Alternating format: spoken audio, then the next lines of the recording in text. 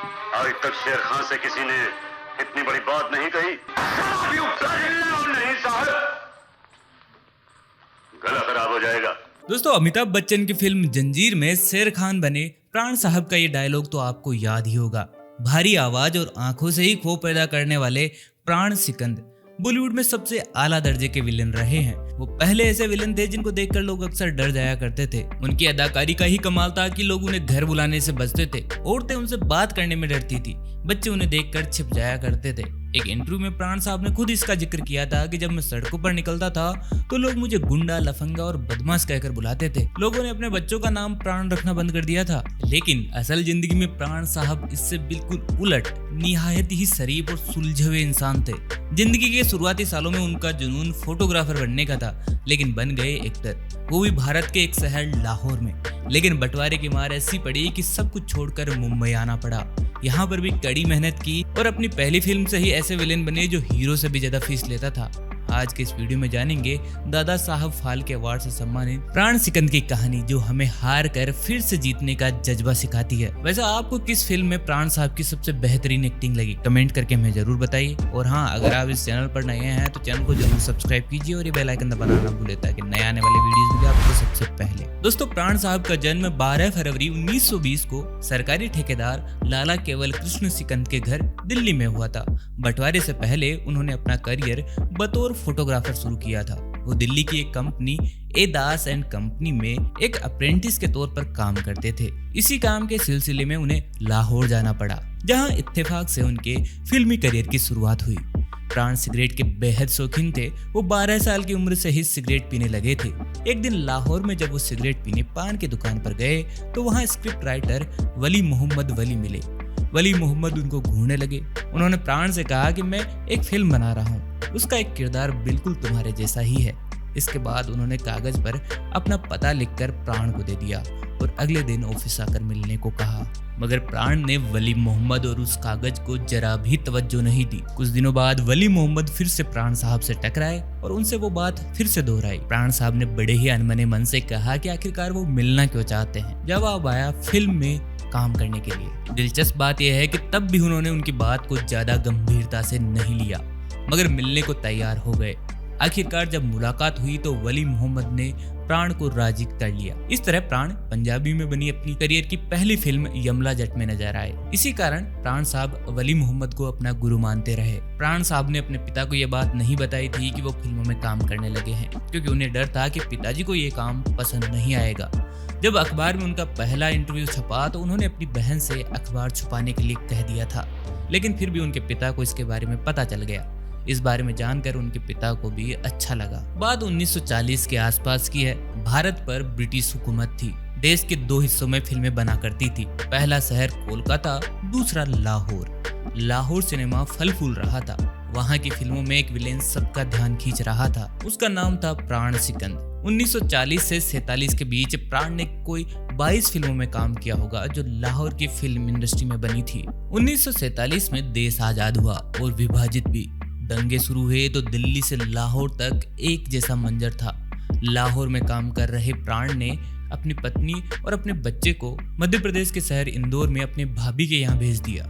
उन्हें डर था कि दंगे में परिवार को कुछ हो ना जाए। 11 अगस्त 1947 को प्राण अपने बेटे का जन्मदिन मनाने लाहौर से इंदौर आए। यहाँ आकर रेडियो पर समाचार सुना तो पता चला लाहौर दंगों की आग में बुरी तरह झुलस गया है और हिंदुओं को वहाँ चुन चुन कर मारा जा रहा है। प्राण यहीं रह गए। 1945 के आसपास कोलकाता फिल्म इंडस्ट्री पूरी तरह से मुंबई शिफ्ट हो चुकी थी। उन्होंने सोचा काम तो यहीं आता है, क्यों ना मुंबई फिल्म इंडस्ट्री में किस्मत आजमाई जाए। लाहौर में तो नाम चलता ही था, तो यहाँ भी काम मिलने में दिक्कत नहीं आएगी। ये सोचकर वो परिवार को लेकर मुंबई आ गए। लेकिन अक्सर हम जैसा सोचते हैं वैसा नहीं होता। मुंबई में उन्हें ना कोई पहचान रहा था, ना कोई काम मिल रहा था। मुंबई में ताज होटल में उन्होंने एक कमरा लिया था और वहां परिवार के साथ रहने लगे। लेकिन कुछ दिनों बाद ही उनकी उम्मीदों पर पानी फिर गया। काम के सिलसिले में उन्होंने कई प्रोड्यूसर्स और डायरेक्टर के घर पर चक्कर लगाए, लेकिन बात नहीं बनी। पैसे भी धीरे धीरे खत्म हो गए। आलम यह हो गया कि उन्हें अपने परिवार के साथ एक लॉज में रहना पड़ा, एक होटल में काम भी करना पड़ा। भारत पाकिस्तान के विभाजन ने उनके करियर पर विराम लगा दिया था। 1 साल के संघर्ष के बाद किस्मत ने फिर से करवट बदली और प्राण साहब को हिंदी सिनेमा के पर्दे पर एंट्री मिली। मशहूर लेखक मंटो और एक्टर श्याम ने उनके नाम की सिफारिश डायरेक्टर सईद लतीफ से की। ऑडिशन के लिए उन्हें बॉम्बे टॉकीज बुलाया गया, लेकिन उनके पास इतने पैसे भी नहीं थे कि वो लोकल ट्रेन से ऑडिशन देने जा पाए।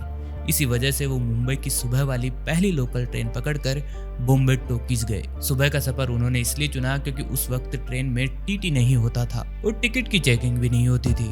ऑडिशन देने के बाद प्राण साहब को फिल्म जिद्दी में काम करने का मौका मिला। इस फिल्म के लिए उन्हें 500 रुपए महीना सैलरी देने की बात हुई, लेकिन उन्होंने 100 रुपए तुरंत मांग लिए। वजह ये थी कि वो अपनी पत्नी को एम्बेसडर कार से डिनर पर ले जाकर काम मिलने की खुशी बताना चाहते थे। फिल्म जिद्दी हिट रही, जिसके बाद प्राण को 3 और फिल्मों में ऑफर आए।